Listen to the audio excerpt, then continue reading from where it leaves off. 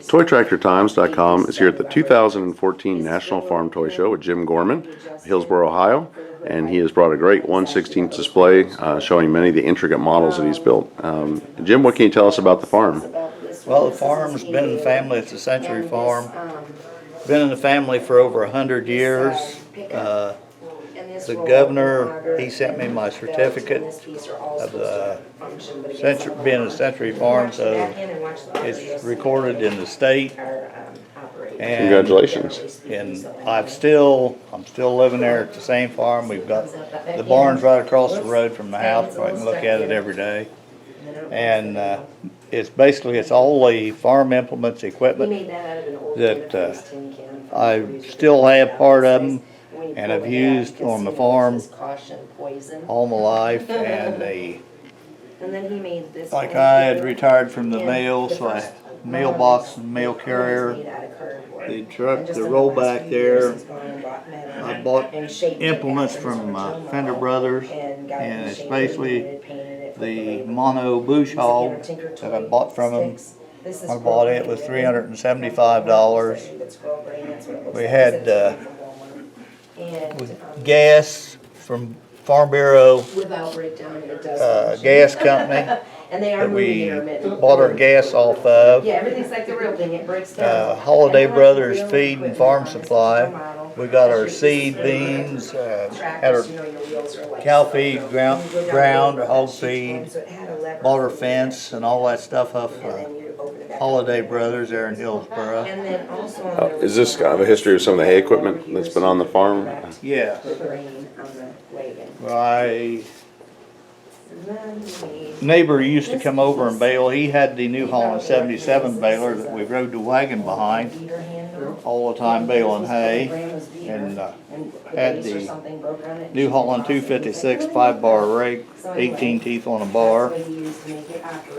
But I bought a John Deere 1/16 wire tie off my neighbor after I'd rebuilt his. He had one with the Wisconsin motor on it, and that made him 2 balers, and his wife told him he didn't need but one. So I bought the one off of him.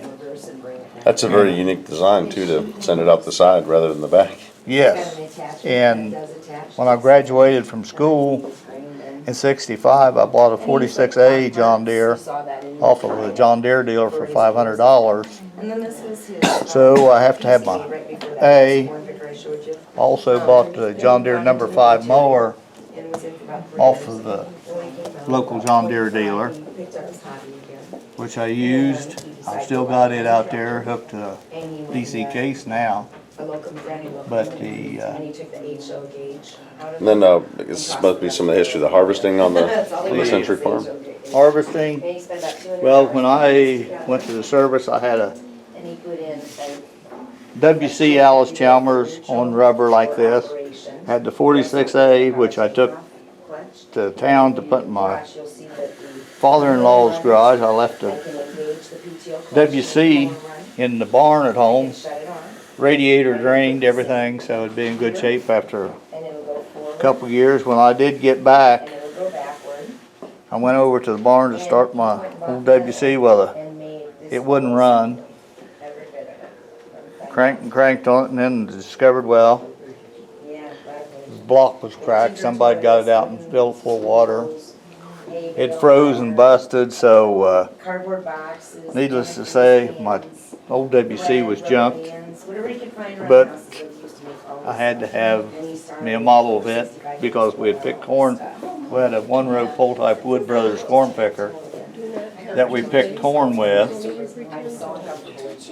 and the wagon with the shovel. You had to shovel the corn into the corn crib and stuff.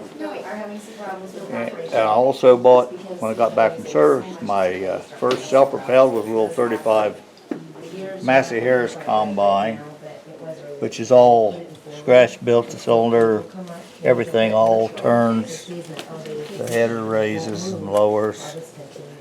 And by using the millet, it looks like the soybeans. Then we've got the Case 600 combine, which was my neighbor's I used. he had a bigger header, and he had the clutch on it to kick the header out when it's basically running soybeans and get into some morning glories.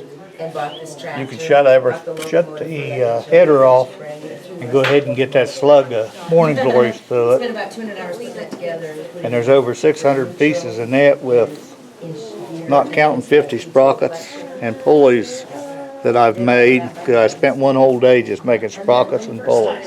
Wow. And it's the same way. Everything turns, the auger folds back and all. The battery is made out of a chunk of an old tractor tire to get it. The motors, and I'm not sure how many parts was in the motor, but the spark plugs, manifold, valve cover, all the parts are separate, but the detail when you try to put the fan belt and stuff on after you get it all painted, you gotta be awful careful. Now it looks like this is the classic Massey Clipper combine. It's a Clipper combine with a motor under the belly that had the Chrysler 6-cylinder flathead motor. It was a good combine, but with the canvas, and you get into some Jimsons and weeds, it was prone to getting holes in the canvas. It was better to run wheat and oats, something that didn't tear your canvas up, but it was a good combine. And it finally just run too much. And then we have the 1914 barn. Yeah, that's the history of the farm. It's the same barn. It's still there. Since Mom's mother and father bought the place and everything, the barn's designed exactly the way the barn is at home, with the beams, the mortise, and the hip roof design. Way we milked the cows by hand back in. The corner where had my pony, Fancy Nancy, I had my pony and stuff. And then our you kept all the livestock in there. There's always some cats running around where when you was milking, you give them a squirt of milk in the face or something. But Looks like it's some tobacco. we used to raise tobacco down there in southern Ohio. And that's like it is when it's put it in, you always hunt it green, and it cures out brown, tan, and dry. And then you have to wait till it comes in case before you can take it down and strip it to take it to market. And about this time of the year is when it's cured out and ready to be stripped and taken to market and sold. So that was your Christmas money. What are the two tractors here that are inside the barn? That's the little John Deere 2010 with the bush hog on it that we used around there, just ginning around mowing and everything. It was one that, as a toy, I decided that I wanted to customize it to make it look like the real one, which is all steerable. I opened it up and made it steerable like the one we had. We put the 3-point hitch on it to raise and lower the lift. Goes up and down. The power takeoff shaft is all connected. We put all the levers on it to make it just like the one at home. And then we've got a Massey Ferguson tractor down here. This is the 85 Massey. It's just like the one sitting in the driveway at home with the barn. It was a 175 that I started with. I wanted one like we had, and I still got, so I done a lot of cutting on the 175. It was a diesel engine, so it all had to be refitted to make it a gas engine with the manifold, carburetor, and all. But the 85 gas that I've got is the high clear, so you had to have the dropped axle housings. Was that using the tobacco then? Or? Yes. Well, I pulled 414s plowing and stuff, farming with it. At the back, you had to change the whole detail on the back. And I had the clutch and the brake pedals on it. And the hood for your gas tank and everything. Very nice. But just the detail is the main thing to me on your stuff. I mean, you got to, I don't like to see it as a shell. I want to see The guts, what's inside. something inside. I don't, and every piece on here I've customized or built by myself. I don't He'd been in the military for about 3 years, and he got out. have anybody do any of mine. Picked up his hobby I've and made all he my bought a new tractor. own stuff, you know. He split it, and then This put it was back together an again. old true scale spreader, like we've got one out there in the back, Took the HO gauge on steel, passed away. Didn't even no have horse to. drawn. He said it took him about 200 So, hours to do all of I had this. to make my horse drawn spreader. Clutch, if you will, And we've for got the gear tongue cut and off, so we control. pull it And he behind has tractor, 14 but, bucks each year, too. that's And just then to so when you represent the operate, maybe it's farm, I can engage the PTO clutch. Or I barn, can disengage it. and everything. I've, as far as sawing all the And siding, make it go back.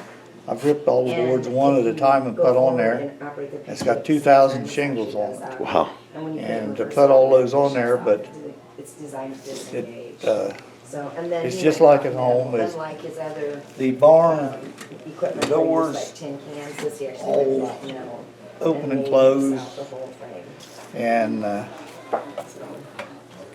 Yeah. Yep. Dad drove for 65+ years. He's been Carnation Milk when I was a kid, You're so welcome. I had to have the As I milk was truck telling them, you know, he used peach cream that Dad syrup, drove. We raised hogs. oatmeal boxes or whatever, and he used Tinker And Toys. somebody said my hogs was too clean once, so I decided, well, He would drill out they are not gonna see clean hogs no more. tools. Well, Jim, thank you very much for this exciting tour of the Century Farm. It's very good. Thank you.